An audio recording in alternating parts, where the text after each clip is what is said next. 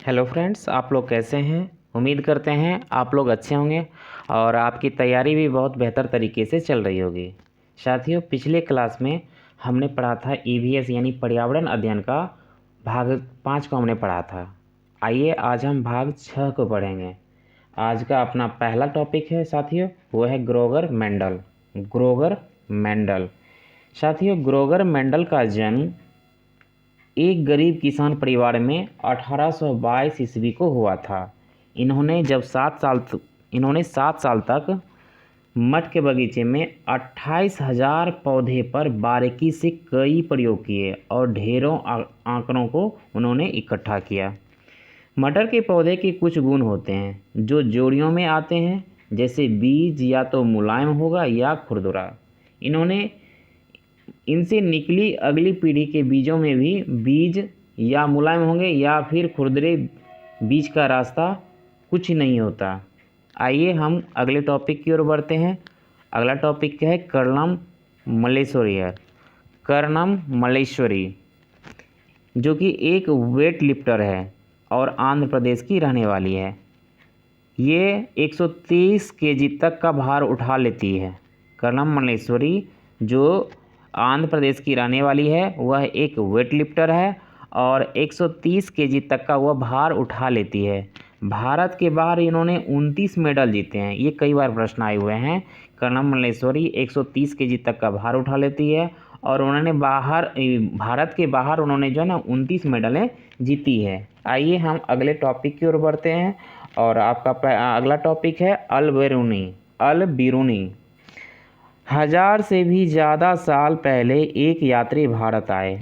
इनका नाम था अल बिरूनी जिस देश से आए थे उसका नाम है उज़्बेकिस्तान। ये कई बार प्रश्न आए हुए हैं। अल बिरूनी जो थे साथियों, वो थे उज़्बेकिस्तान के रहने वाले थे और भारत में कई 1000 साल पहले भारत आए थे। अल बिरूनी ने बहुत ही बारीकी से चीज़ों और जगहों को देखा और उनके बारे में लिखा। ख़ास तौर पर वे उन्हें अपने देश से अलग लगी। यहाँ के जो भारत के जो भी कुछ उन्होंने देखा, उन्हें अपने देशों से उनको अलग लगा। आइए आगे देखते हैं। अल बिरूनी उस समय के तालाबों के बारे में लिखते हैं। यहाँ के लोग तालाब बनाने में तो माहिर है। अगर हमारे देश के लोग इन्हें देखेंगे तो हैरान ही रह जाएंगे। बहुत बड़े बड़े भारी पत्थरों को लोहे के कुंडों और सरियों से जोड़कर तालाब के चारों तरफ चबूतरे बनाए जाते हैं। इन चबूतरों के बीच में ऊपर से नीचे जाती हुई सीढ़ियाँ की लंबी कतारें होती है। लोगों को उतरने या चढ़ने के रास्ते अलग अलग होते हैं। यहाँ कभी भीड़ लगने से परेशानी नहीं होता। आज इतिहास पढ़ने वाले लोगों को अल बिरूनी की किताबों से उस ज़माने के बारे में बहुत कुछ पता चलता है। आइए हम लद्दाख के बारे में पढ़ते हैं। लद्दाख पहुंचने के लिए जम्मू कश्मीर पार करना पड़ता है। लद्दाख को ठंडा रेगिस्तान भी कहते हैं। ये कई बार प्रश्न आए हुए हैं। ठंडा रेगिस्तान यानी कोल्ड डेजर्ट भी कहते हैं। लद्दाख में घर पत्थर के होते हैं। लद्दाख में साथियों घर पत्थर के होते हैं और जो छत होती है वो है छत लकड़ी के होते हैं। यहाँ कम बारिश होती है। यहाँ पेड़ नहीं पाए जाते हैं। यहाँ 1 या 2 फ्लोर की बिल्डिंग होती है। ये कई बार प्रश्न आए हुए हैं। यहाँ 1 या 2 फ्लोर की बिल्डिंग होती है। हर घर जो है पत्थरों का होता है। दीवार मिट्टी की, उस पर चूने की मोटी परत चढ़ी होती है। लकड़ियाँ की सीढ़ी का प्रयोग किया जाता है। मोटे पेड़ का तना छत को मजबूत बनाने में मदद करता है। ग्राउंड फ्लोर में जानवरों को रखा जाता है, यानी ग्राउंड फ्लोर जो होता है वो जानवरों के लिए रखा जाता है और जब ज़्यादा सर्दी पड़ती है तो वो खुद भी ग्राउंड फ्लोर में रहने आ जाते हैं। ग्राउंड फ्लोर में विंडो नहीं होती, विंडो माने खिड़की नहीं होते हैं। गर्मी के मौसम में यह लोग फल सुखा लेते हैं और सर्दियों में इसका इस्तेमाल करते हैं। लद्दाख क्षेत्र भारत का सबसे ठंडा रेगिस्तान है। भारत में ठंडे रेगिस्तान मानसून से प्रभावित नहीं होती क्योंकि वह अधिक ऊंचाई पर होती है और हिमालय की वृष्टि छाया में पड़ते हैं। लाल मिर्च, नारंगी, कद्दू और सुनहरे पीले भुट्टे यहाँ मिलते हैं। श्रीनगर से लद्दाख जाते हुए कारगिल रास्ते में पड़ता है। यह सकरे रास्ता होते हैं। पहाड़ी इलाका में नायलॉन का प्रयोग किया जाता है। लद्दाख में झूले झूले को का मतलब वेलकम होता है। ये कई बार प्रश्न आए हुए हैं। लद्दाख में झूले झूले का मतलब वेलकम होता है। ट्राली यानी लकड़ी से बना झूला, ट्राली जो होता है साथी वह लकड़ी का बना झूला। और इसका जो इस्तेमाल होता है लद्दाख में नदी को पार करने के लिए किया जाता है। स्किट पोपुल लद्दाख का एक गांव, ये कई बार प्रश्न आए हुए हैं। स्किट पोपुल लद्दाख का एक गांव है। आइए अगले टॉपिक की ओर बढ़ते हैं, वह है चांगथांग। चांगथांग पश्चिमी और उत्तरी तिब्बत में एक ऊंचा पठार है। यहाँ 5000 मीटर ऊंचाई पर स्थित है। यह जो है चांगथांग 5000 मीटर ऊंचाई पर स्थित है, जो कुछ हद तक पार भारत के लद्दाख के क्षेत्र के दक्षिण में भी फैला हुआ है। जो कुछ हद तक ये जो है भारत के लद्दाख के क्षेत्र के जो दक्षिण भाग हैं उस क्षेत्र तक फैला हुआ है। यहाँ एक भी पेट्रोल पंप नहीं। यहाँ की एक विशेषता है चांगथांग में कि पेट्रोल पंप एक भी नहीं है। यहाँ चांगपा नाम की प्रजाति रहती है। ये कई बार प्रश्न आए हुए हैं। यहाँ चांगपा नाम की प्रजाति रहती है जिसकी आबादी 5000 लोग हैं। ये कई बार प्रश्न आए हुए हैं। यहाँ जो है चांगपा नाम की प्रजाति होती है और 5000 वहाँ लोग रहते हैं और हमेशा अपने भेड़ बकरी के साथ घूमते रहते हैं। चांगपा लोग अपने टेंट को रेवो कहते हैं। ये कई बार प्रश्न आए हुए हैं। चांगपा लोग अपने टेंट को रेवो कहते हैं। यहाँ सर्दियों में 70 किलोमीटर प्रति घंटा की हवा चलती रहती है। चांगपा की भाषा में चांगथांग का मतलब एक जगह जहाँ कम लोग रहते हैं। एक जगह जहाँ कम लोग रहते हैं उसको कहा जाता है चांगथांग। यानी वहाँ पर आप ये जान सकते हैं कि क्योंकि वहाँ 5000 ही लोग रहते हैं और 5000 की ऊंचाई पर वो लोग रहते हैं। रेबो अर्थात टेंट के पास एक जगह होती है जिसे यह लोग लेखा बोलते हैं। ये कई बार प्रश्न आए हुए हैं। रेबो अर्थात टेंट के पास एक जगह होती है जिसे यह लोग लेखा बोलते हैं। लेखा यहाँ ये अपने बकरी और भेड़ों को रखते हैं। यानी लेखा में जो है ना वो भेड़ और बकरी को रखते हैं। लेखा की दीवारें पत्थरों की बनी होती है। लेखा की दीवारें पत्थरों की बनी होती है। हर परिवार अपने जानवर पर एक विशेष प्रकार का चिन्ह बनाता है। हर परिवार जो है जो जानवर जो पालते हैं और वो जानवर पर वो एक विशेष प्रकार का चिन्ह बनाता है। औरतें और छोटी बच्चियां जानवरों को गिनकर चराने ले जाती है और फिर लौटकर उन्हें दोबारा गिनती है। यह लोग अपनी बकरियों को ऊंची और ठंडी जगह चराने ले जाते हैं जिससे बकरियां के बाल घने और मुलायम होते हैं। आइए हम अगले टॉपिक की ओर बढ़ते हैं, वह है एनीमिया। एनीमिया के बारे में पढ़ेंगे।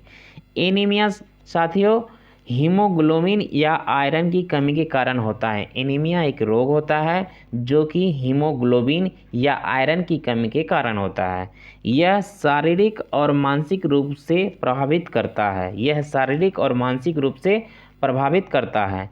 इससे बच्चे ठीक से पढ़ते नहीं हैं, उनका एनर्जी लेवल लो हो जाता है, पढ़ाई में ध्यान नहीं रह पाता है। ये एनीमिया का लक्षण है। आइए हम अगले टॉपिक की ओर बढ़ते हैं, वह है ट्रॉली। यह लकड़ी से बना एक झूला होता है। यह लोहे की रस्सी पर टांगा होता है जो पुली की मदद से रस्सी पर सरकता है।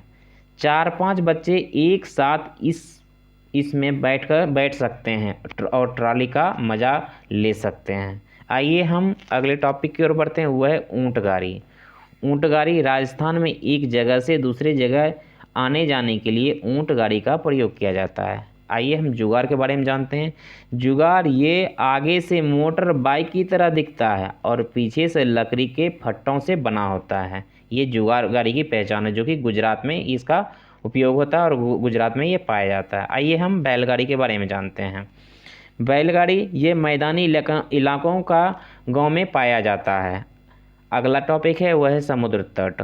समुद्र तट भारत का पश्चिमी तट यानी अरब सागर के रूप में जाना जाता है, जिसके किनारे महाराष्ट्र, गुजरात, कर्नाटक, केरल तथा गोवा राज्य पड़ते हैं। ये कई बार प्रश्न आए हुए हैं।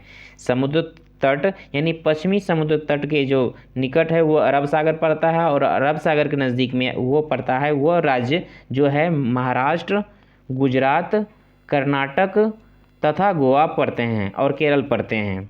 भारत का पूर्वी तट यानी बंगाल की खाड़ी, पूर्वी तट जो साथियों है वह है बंगाल की खाड़ी, और उसके जो नज़दीक जो राज्य हैं वह हैं पश्चिम बंगाल, आंध्र प्रदेश, तमिलनाडु और उड़ीसा राज्य पड़ते हैं, यानी ये बंगाल की खाड़ी। और अरब सागर में साथियों पड़ते हैं महाराष्ट्र, गुजरात, कर्नाटक, केरल और गोवा, ये राज्य पड़ते हैं। इसको आपको माइंड में रखना है क्योंकि ये कई बार प्रश्न बने हैं।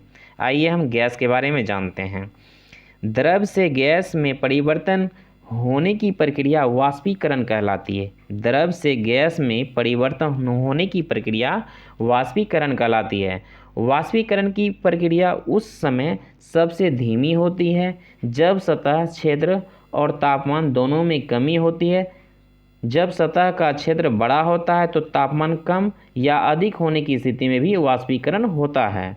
Carbon dioxide, nitrous oxide, chlorofluorocarbon और मीथेन आदि ग्रीन गैस होती है। यानी carbon dioxide, nitrous oxide, chlorofluorocarbon, methane, ये सभी ग्रीन गैसें होती है, ग्रीन हाउस गैसें होती है। ये गैसें जलवायु परिवर्तन के लिए जिम्मेवार होती है और इनसे विश्व में गर्मी बढ़ रही है। भारत में क्लोरोफ्लोरोकार्बन पर रोक लगा दी गई। ये कई बहुत बड़ी विशेषता है हमारे भारत की। भारत में क्लोरोफ्लोरोकार्बन पर रोक लगा दी गई है। आइए हम घास के बारे में जानते हैं। घास का पौधा जितना ज़मीन के ऊपर होता है उससे कहीं ज़्यादा ज़मीन के अंदर फैला हुआ होता है। घास की जड़ें बहुत मजबूत होती है, इन्हें खुरपी से खोदकर निकाला जाता है। आइए हम सब्जी के बारे में जानते हैं। सब्जी, अधिकतर सब्जियां पौधे के फूल होते हैं। अधिकतर सब्जियां पौधे के फूल होते हैं और कुछ सब्जियां पौधे के फल होते हैं। ये बहुत बड़ी विशेषता है। आइए हम आगे जानते हैं कि हरी मिर्च, टमाटर, आलू जो साउथ अफ्रीका से आया है हमारे देश में। हरी मिर्च, ये कई बार प्रश्न आए हुए हैं, इसको बहुत ही इम्पोर्टेंट है साथियों, इसको आपको ध्यान से देखना है और माइंड में भी रखना है क्योंकि कई बार प्रश्न आए हैं और आते भी रहते हैं। इसको बहुत ही अच्छे तरीके से आपको बारीकी से पढ़ना और माइंड में रखना है। हरी मिर्च, टमाटर, आलू जो कि साउथ अफ्रीका से आया है।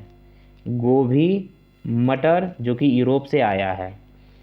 कॉफ़ी, बीन्स, भिंडी अफ्रीका से आई है। सोयाबीन चीन से आई है। ये आपको ध्यान में रखना है। आपको ऐसे ही याद रखना है हरी मिर्च, टमाटर जो कि साउथ अमेरिका से आया है। हरी मिर्च, टमाटर, आलू, हरी मिर्च, टमाटर, आलू साउथ अमेरिका से आया है। गोभी, मटर यूरोप से। कॉफ़ी, बीन्स और भिंडी अफ्रीका से। सोयाबीन चीन से आई है।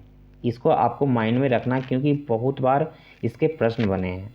आइए हम कुछ महत्वपूर्ण बिंदु को हम जानते हैं, कुछ महत्वपूर्ण जानकारी हम एक्स्ट्रा ले लेते हैं। आइए हम इसके बारे में जान लेते हैं। भारत अर्जेंटीना के विपरीत देशांतर पर है, इसलिए भारत के लोग अर्जेंटीना के लोगों के सापेक्ष उल्टे हैं। भारत अर्जेंटीना के विपरीत देशांतर पर है, इसलिए भारत के लोग अर्जेंटीना के लोगों के सापेक्ष उल्टे हैं। लोहा जो है वो गुड़, आंवला और हरे पत्तेदार सब्जियों में मिलता है। लोहा जो है गुड़, आंवला और हरे पत्तेदार सब्जियों में मिलता है। भूख लगने का पता मस्तिष्क के हाइपोथैलेमस ग्रंथि से पता चलता है। भूख लगने का पता मस्तिष्क के हाइपोथैलेमस एक ग्रंथि होता है, उसके द्वारा पता लगता है। जीभ पर 4 तरह की 900 ग्रंथियाँ होती है। जीभ पर 4 तरह के 900 ग्रंथियाँ होती है। चबाकर खाने से लार से टाइलिन निकलकर स्टार्च का माल्टोज शुगर में बदल देता है, जिससे भोजन मीठा लगने लगता है। एक बहुत बड़ी विशेषता है कि चबाकर जो हम लोग खाते हैं जिससे कि लार निकलता है, यानी लार से टाइलिन निकल कर स्टार्च का माल्टोज शुगर में बदल देता है, जिससे भोजन मीठा लगने लगता है और हम लोग आराम से बड़ी चाव से खाते हैं। आइए हम पकाने के तरीके के बारे में जानते हैं। पकाने के तरीके कई प्रकार के हैं, जो कि भूनकर भी खा सकते हैं, उबालकर खा सकते हैं, तलकर खा सकते हैं और सेक कर खा सकते हैं। हमारे पेट का टेम्परेचर, साथियों हमारे पेट का टेम्परेचर जो होता है वो 30 डिग्री सेल्सियस होता है और पेट में पाया जाने वाला रस अम्लीय होता है और ये भोजन को पचाने में सहायता करता है। पेट में जो पाया जाने वाला जो रस होता है वह अम्लीय होता है और ये भोजन को पचाने में सहायता प्रदान करता है। अचार रखने के लिए कांच के जार और बोतल को अच्छे से सुखाया जाता है ताकि नमी न रह जाए और अचार खराब न हो पाए।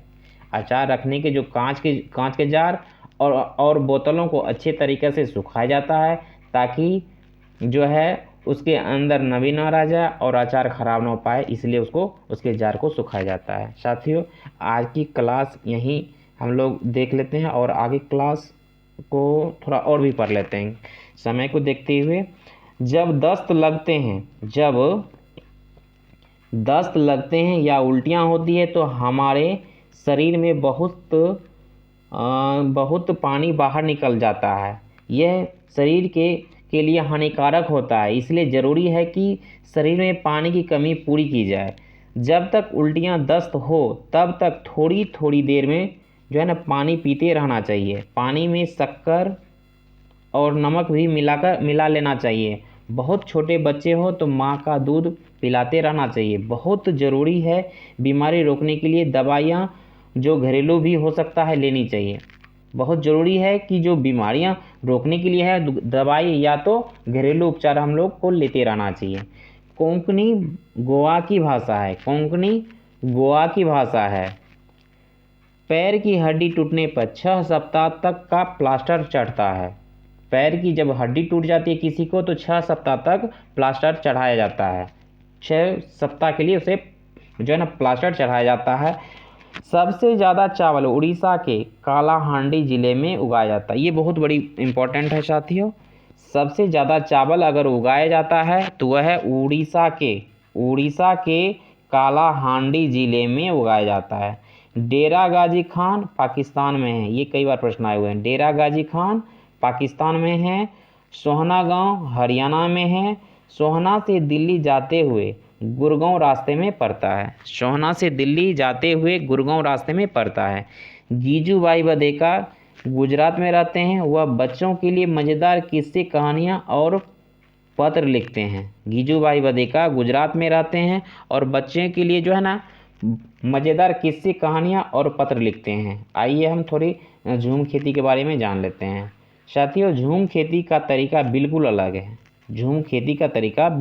है। एक फसल कटने के बाद ज़मीन को कुछ साल तक ऐसे ही छोड़ देते हैं, उसमें खेती नहीं करते हैं। इस जगह जो बांस या जंगल उग आते हैं उसे उखाड़ते नहीं हैं। वो यहाँ मतलब उसमें आग लगा देते हैं और यह राख ज़मीन में खाद का काम करती है। ज़मीन को जलाते हुए आसपास के पेड़ न जले, जंगलों को नुकसान न पहुँचे, इसका भी हम लोग ध्यान रखते हैं। फिर जब इस ज़मीन में खेती की बारी आती है तो ज़मीन को जोता नहीं जाता, मिट्टी को हल्के से हिलाकर बीज छिड़क देते हैं। एक ही खेत में अलग अलग तरह के बीज जैसे मकई, सब्जियां, मिर्च, चावल बोए जाते हैं। फसल के समय भी अनचाही घास और पौधे उखाड़ते नहीं हैं, उन्हें गिरा देते हैं ताकि वे ज़मीन की मिट्टी में मिल जाए। इससे भी ज़मीन उपजाऊ बनती है। मुख्य फसल चावल है। झूम खेती में मुख्य फसल जो होता है वह चावल होता है और फसल पकने पर गांव में सबसे बड़ा त्यौहार मनाया जाता है। झूम खेती में जब होता है तो वहाँ के गांव जो है ना, जब फसल कटाई होता है तो फसल कटाई के समय जो पकने का जो समय आता है तो वहाँ एक सबसे बड़ा त्यौहार मनाया जाता है, वह है चेराव नाच होता है। इस नाच में ज़मीन पर बांस की डंडी लेकर 2-2 लोगों की जोड़ी आमने सामने बैठती है ढोल की ताल पर डंडियों को जमीन पर पीटते हैं। डंडियों के बीच लोग एक कतार में खड़े होकर कूदते हैं और नाचते भी हैं। स्थानांतरित खेती या झूम खेती उत्तर पूर्वी पर्वतीय तथा आदिवासी क्षेत्रों में की जाती है। इसे जनजातीय कृषि भी कहते हैं। ये कई बार प्रश्न आए हुए हैं। स्थानांतरित खेती कहिए या झूम खेती कहिए या जनजातीय कृषि कहिए, सब एक ही हैं। झूम खेती मिजोरम में होती, ये सबसे बड़ी विशेषता है। झूम खेती मिजोरम में ही होती है। साथियों, इस क्लास को आज हम यहीं एंड करते हैं। अगले पार्ट में मिलते हैं और इस वीडियो को यहीं एंड करते हैं। और आप परीक्षा को देखते हुए आप अपनी तैयारी को और प्रिपरेशन को जारी रखिए। आज मैं इस वीडियो को यहीं एंड करता हूँ। जय हिंद, जय भारत, वंदे मातरम।